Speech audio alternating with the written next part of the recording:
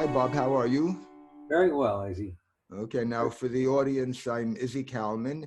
I'm the creator and producer of BulliesToBuddies.com. And I'm talking to you today because I think you have a great treatment modality. Of course, you didn't invent it, but it's something I think everybody should know about, especially therapists. Yes, I agree. Yeah. You know, I'm a great fan of treatment modalities that are quick and effective. And you know, you've been a psychologist, an active psychologist for about 40 years. Yes, at least so. No, I've Oh, been in practice since the late '60s, actually, or that's when I started my practice. But I haven't practiced with clients for 10 or 15 years. yeah, that's what I mean. So you were actively working for about 40 years, beginning in the 60s. So you have an awful lot of experience, and you even trained with Albert Ellis. I did, yes. Uh, can you tell me a little bit about your experience with Albert Ellis? Yeah, I picked up on what was going on in RET, what was known as RET at the time in the '60s in graduate school, which was rather different than the material we were learning in graduate school. All right, he was a fringe guy at that time, very early in his career. He was not mainstream as he is today. So I simply ran back and forth from my school in Pennsylvania to New York City to get together with him and his programs for a couple of years.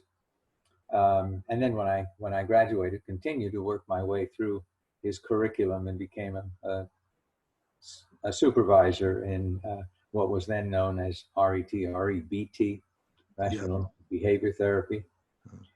Back When you were studying under him, did you sense that he was destined for greatness? I sensed that he knew he was destined for greatness. So that's how he spoke, how he Very presented authoritative. himself. Yeah, very authoritative. Okay. Anyway, the focus of this session is on treating people who have panic or anxiety attacks or suffer from PTSD, post-traumatic stress disorder. Yeah. And you know, we've been in touch for several weeks now, and it seems to me like the approach TIR, which, if I remember correctly, it stands for Traumatic Incident Reduction. Right.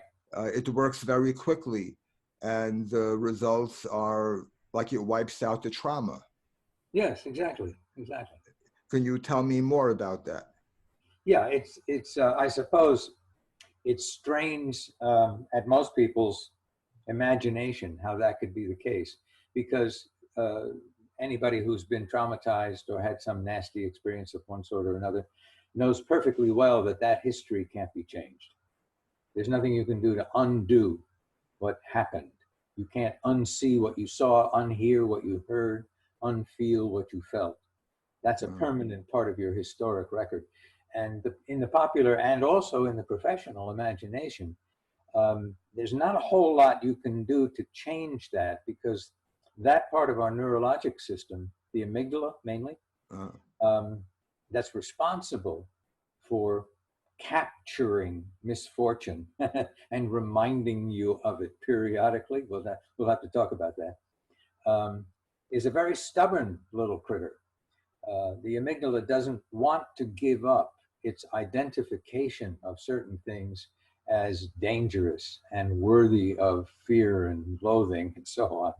So most of my profession who deal with traumatic events are dealing with it in a way that allows them to help the client reduce the intensity of their PTSD episodes, or reduce their frequency, or reduce the number of things that tend to trigger their episodes. But nobody really very seriously talks about, well, we're going to really get rid of that. We're going to cure you so that doesn't happen. And TIR came along and showed the mechanism that produces that effect, the effect of what are really false positives, is if that makes sense. Because post-traumatically, after the trauma is way behind you, and you're having a post-traumatic stress episode, it's usually in a benign environment that can't hurt you at all, right? Most often. Yeah. Because if not, if it's really a signal of danger, well, then you want it to be there to hustle your butt out of danger's way. I was saying it strains people's imagination to think that you can actually terminate the post-traumatic reaction. You can bring it to a halt rather than just manipulate it and diminish it and make it less frequent. So there is a way to just get the amygdala, you remember that guy, to give it up, to literally give it up, hand it off, be done with it. And that's the remarkable thing about TIR, that it will do that. But it's by the way, you've showed me a few videos of clients, and I was really quite amazed within one session. Your sessions tend to be longer than an hour. They're not the traditional 1 hour therapy sessions, but within a couple of hours, these people just go through this transformation. Yeah. And you see them like reliving the incident that caused their trauma, and their whole body shows it, and their emotions. It's really amazing. It's like they're back in time. And then when they're done, they're relieved and they're even laughing. You told me that typically they even laugh when it's done. Yeah, as a matter of fact, that's one of the markers that indicate quite clearly to us that the amygdala has said, this is off my list. You're on your own. Take it away, hippocampus. So, and they chuckle at that, and then very frequently wonder, what made me laugh? I don't feel the way I used to do an hour ago, whatever. So yeah, it's an amazing thing to watch. And there's a rather precise protocol you have to go through to make that happen. And that's what TIR has got nailed down, and why I admire it so much. I'm familiar with many, if not most, of the other protocols for dealing with trauma, but they all break at some point, in spite of the fact that they do help people to reduce the intensity and frequency of post-traumatic reactions. They nevertheless break some of the rules, which, if followed, would actually resolve the thing and get it done permanently. So, what rules are you talking about? Oh, I'm talking about the rule that when somebody is in mid-session and talking about a trauma, no third party, including the therapist, should utter a syllable. Not a syllable, okay? Because if you try to make it into conversation, if you try to guide it or talk about it or talk to the client, as he help him through it or whatever, they have various reasons for why they want to talk to him. You yank them out of the healing process. You get the hippocampus involved, because human communication, the kind we're doing right now, is hippocampus to hippocampus. I know that sounds terribly clinical and crude, but that's what it is. Amygdalas are not involved. For listeners who might not understand what the hippocampus does, can you explain it? Well, yeah, that's the part of our brain that we carry around and wish we're working at all times, because it's smart, it's intelligent, it's analytical, it can see shades of gray as well as black and white. It's in all ways good for us to have our hippocampus in control, because we are intelligent, compassionate, making good decisions in our own best interest and all that jazz, okay? And when we're in the middle of a post-traumatic reaction, this little thing called an amygdala comes in, and we actually use the language of hijack. It hijacks the hippocampus. It comes in and shuts it down with a smack to the face. The hippocampus goes offline, and we become scared, angry, hurt, fearful and guilty. And, we have the whole package of emotions that go with whatever it was we're re-experiencing as the post-traumatic reaction, which is usually some earlier nasty experience. And that the amygdala just very unceremoniously will shut down the hippocampus. And in the practice of resolving a traumatic incident, you've got to have access to that amygdala viewpoint. You've got to have it. And in the moment someone else tries to talk to the client, it's kind of like, come back, hippocampus, come back, hippocampus, talk to me. Yeah. I want to make comments here.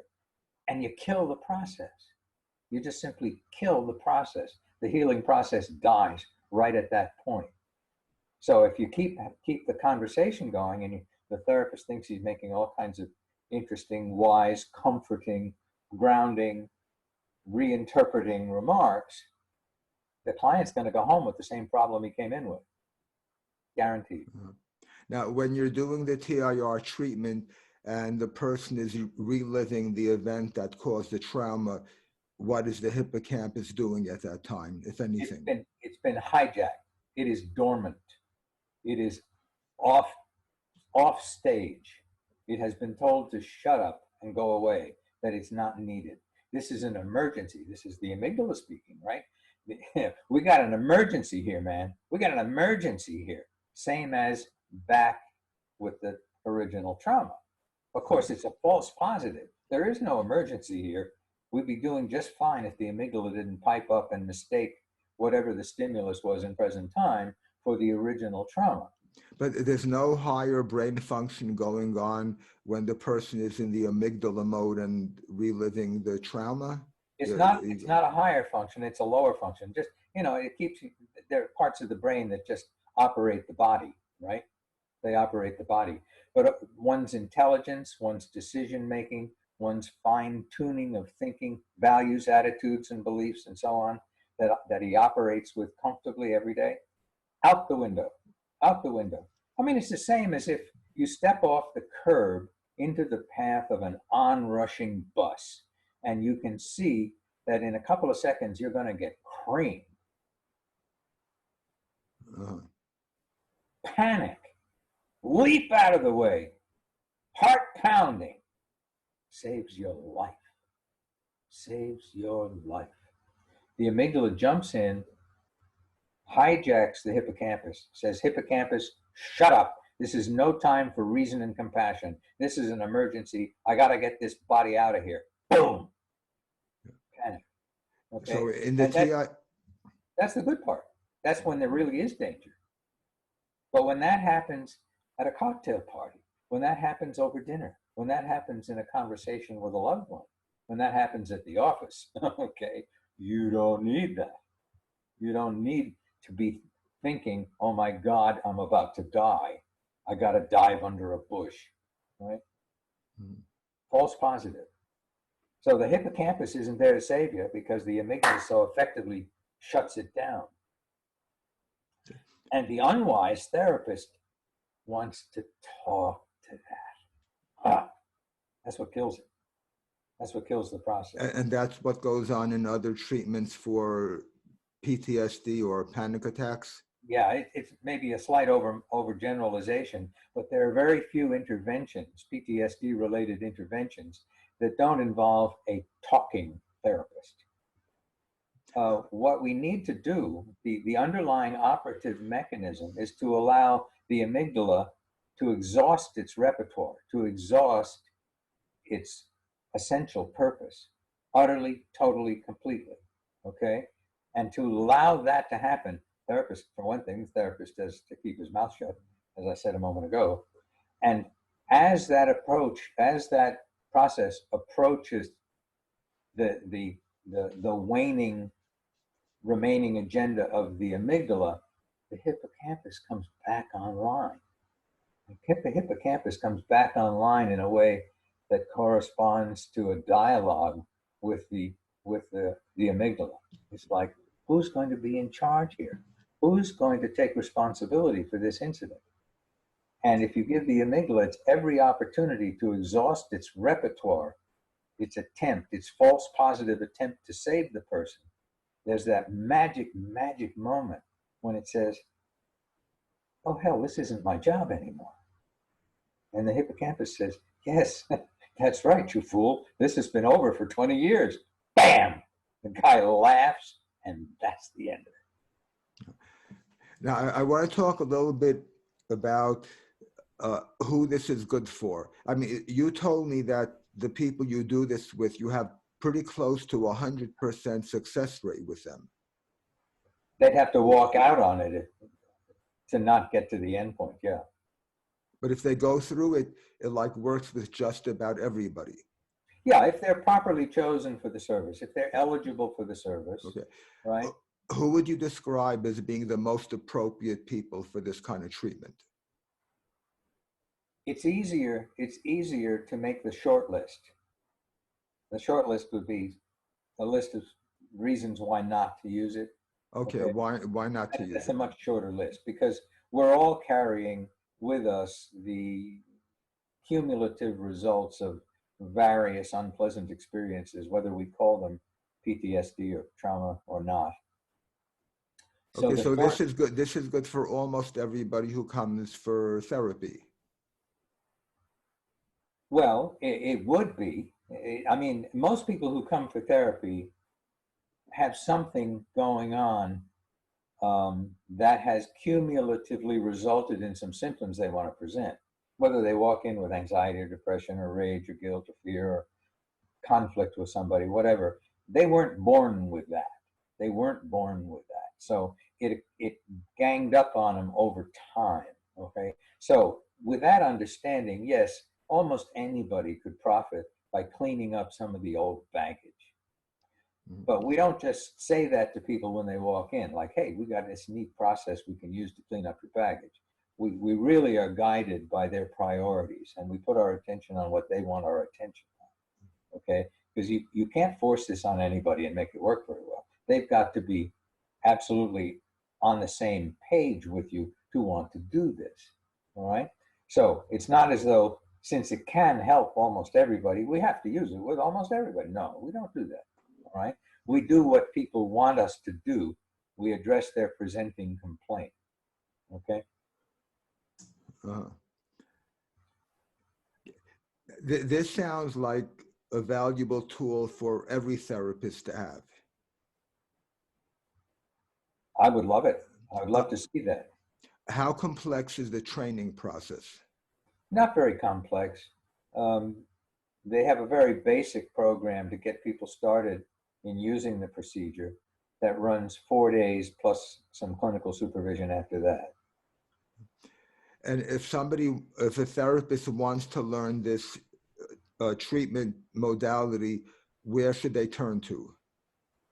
I hop right on the internet and go to the Traumatic Incident Reduction Association site. Okay, so I'll make that information available, but I just want to repeat, the reason I'm doing this interview is because I saw videos of you treating people and it was really remarkable. And I highly encourage therapists to look into this. If everybody knew this, we'd be helping far more people and more quickly and less expensively. Okay? Sure. Sounds good. I'm with you. Okay, be well, Bob Moore. Take care. Bye.